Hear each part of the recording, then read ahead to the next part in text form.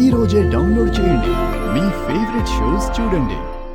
తన రేంజ్ అమ్మాయి వచ్చి ప్రపోజ్ చేయడం వేరు, నాలాంటి అమ్మాయి ప్రపోజ్ చేయడం వేరు. మీకు రాహుల్ నచ్చినట్టు తనకు మీరు నచ్చలేదేమో.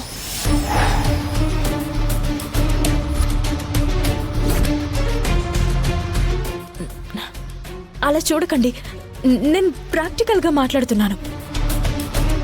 మీరు ఇష్టపడే వారిని చేసుకోవడం కంటే మిమ్మల్ని ఇష్టపడే వారిని చేసుకోవడం మంచిది కదా. రాహుల్ని చేసుకోమని సలహా ఇస్తున్నావా? ఆహా, లేదు. శ్రీకర్ గారిని కాకుండా ఇంకెవరినైనా మీ స్టేటస్కి తగ్గ సంబంధం చూసుకోవడం బెటర్ కదా అని నా ఉద్దేశం. నీ ఉద్దేశం నీ వరకు కరెక్ట్ అనిపించొచ్చు, బట్ నువ్వు చెప్పింది నాకు నచ్చలేదు. అది కాదు మ్యామ్, పెళ్ళంటే ఒక్కరోజు పండగ కాదు. ఈరోజు మీరు ఫోర్స్డ్గా తనని పెళ్లి చేసుకుంటే తర్వాత బాధపడతారు. పెళ్లి 2 కుటుంబాలకు సంబంధించింది మాత్రమే కాదు, 2 మనసులకు సంబంధించింది. 2 కుటుంబాలు కలవకపోయినా 2 మనసులు కలిస్తే పెళ్ళైపోతుంది. మనసులు కలవడం ముఖ్యం. కలుస్తాయవని, అందుకు కొంత సమయం కావాలి. వెంటనే కలవడానికి చేతులు కాదు, పెదవులు కాదు, మనసులు కదా కలుస్తాయి. నువ్వన్నట్టే కలుస్తాయి.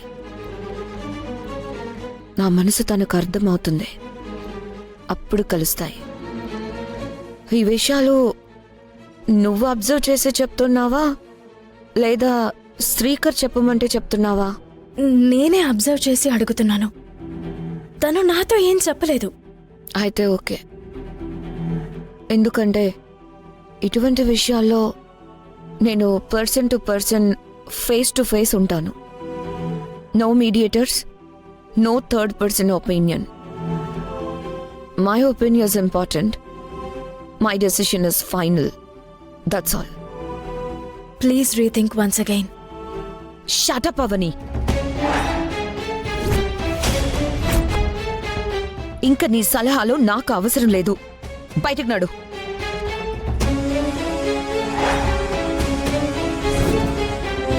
శ్రీకర్ ఖచ్చితంగా నన్ను పెళ్లి చేసుకుంటాడు. ఆ మాట తొందరలో తనే చెప్తాడు. Wait and see. చూడు, నీ వల్లైతే కనుక తన మనసుని మార్చడానికి ట్రై చేయి. నా మనసుని నువ్వు మార్చలేవు. ఆకాశం, భూమి, సూర్యుడు మారవు, మాయ కూడా మారదు. గరెట్, నీ లిమిట్స్లో నువ్వుండు. వెళ్ళు. మా మధ్య ఈ విషయంలో ఇంటర్ఫియర్ కావద్దు. గో.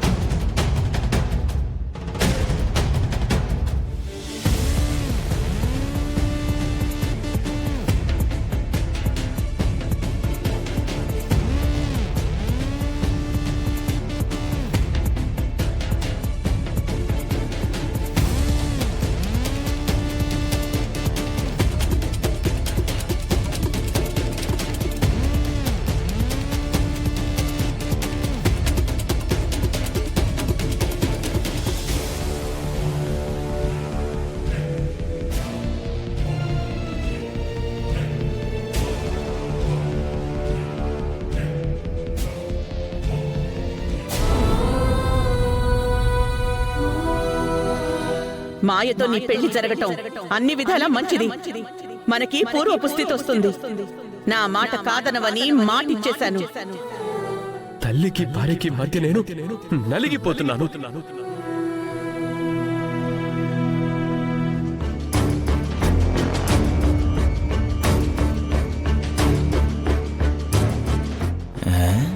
ఏంటి నానా, ఏమైంది? పొద్దున్నుంచి చాలా డల్ కనబడుతున్నా. ఏం లేదురా. ఈ మధ్య రెస్టారెంట్ కి కూడా సరిగ్గా వెళ్ళడం లేదు. ఎందుకు మానేశారు? నానా, ఉన్న ఉద్యోగం నుంచి పీకేస్తే ఇల్లు గడవడం చాలా కష్టమైపోతుంది నాన్న. మనసులో దాచుకుని మదనపడ్డం ఎందుకు మామయ్య గారు? బయట వారు ఎవరున్నారు ఇక్కడ? అంతా మనమే కదా. ఏదైనా ఉంటే చెప్పుకోండి, ఆర్చగలమో తీర్చగలమో తర్వాత చూసుకుందాం. కాసేపు నన్ను ప్రశాంతంగా వదిలేండిరా.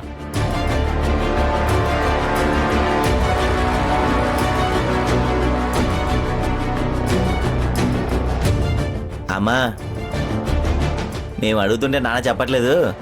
నువ్వు పోయిన అడుగమ్మా, చెప్తాడేమో. దేని గురించి ఆలోచిస్తున్నారండి? శ్రీకర్ అవనీల గురించే వేద. శ్రీకర్కి మంచి భవిష్యత్తు రాబోతోంది. ఇంకా శ్రీకర్ గురించి ఆలోచించాల్సిన అవసరం ఏముంది? అవని గురించి అయితే మీరు ఏమాత్రం ఆలోచించాల్సిన అవసరం లేదు. ఎంత మీ మేనకోడలైతే మాత్రం మనకి చావు దెబ్బ కొట్టిన మనిషి గురించి ఆలోచించకూడదు.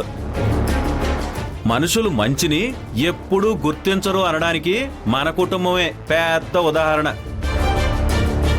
మీరాగండ్రా. ఏమండి, మీ మనసులో ఏముందో ఉన్నది ఉన్నట్టుగా చెప్పండి. శ్రీకర్కి పెళ్లి ఇష్టం లేదని అన్నాడు. నువ్వు బలవంతంగా ఒట్టు వేయించుకుని ఒప్పించావు. రేపు వాడు పేట్ల మించి వెళ్ళిపోతే ఏం చేయగలం? పెళ్లి విషయంలో పునరాలోచించడం మంచిదని నా అభిప్రాయం. మన సమస్యలన్నీ చక్కబడబోతున్నాయని అందరం అనుకుంటుంటే మీరు శుభం పలకకుండా వెనక్కి లాగుతారేంటి మామయ్య గారు? మాయతో పెళ్లి వాయిదా వేయడం మంచిది వేద.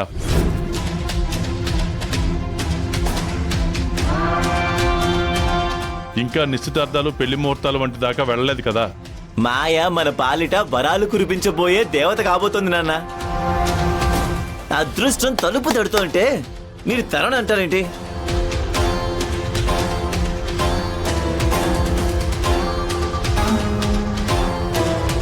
చూడండి, ప్రస్తుతం మనం ఉన్న స్థాయికి శ్రీకర్కి ఏ చిన్న సంబంధమో చూడగలిగుండేవాళ్ళం.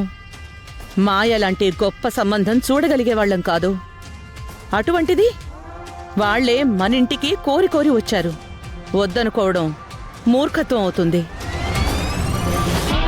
ఒక నిజాన్ని దాచి పెళ్లి చేయడం మోసం అవుతుంది కదా వేద. పెళ్లికి అవని అభ్యంతరం చెప్పనప్పుడు మోసం ఎందుకు అవుతుంది? మీరంతా రాబందుల్లో పొడుచుకు తినడం వలన అవని సరే అంది, కానీ భర్తని వదులుకోవడం ఏ ఆడదానికి ఇష్టం ఉంటుంది? తన కళ్ళ ముందే మనం పెళ్లి మాటలు మాట్లాడుతుంటే తను విలవల్లాడిపోయింది పాపం. మీరు అవని గురించి ఆలోచించడం మానేయండి. శ్రీకర్ మనసుని మార్చడానికి ప్రయత్నం చేయండి. వీలైనంత త్వరగా పెళ్లి చేయడం మంచిదత్తయ్యా. మాయని చేసుకోవడం వలన నాకంతా మంచి జరుగుతుంది అనే నమ్మకం శ్రీకర్కి కుదిరితే ఎటువంటి అభ్యంతరం చెప్పడు. నిహారిక అన్నదాన్ని బట్టి నాకు ఆలోచన వచ్చింది.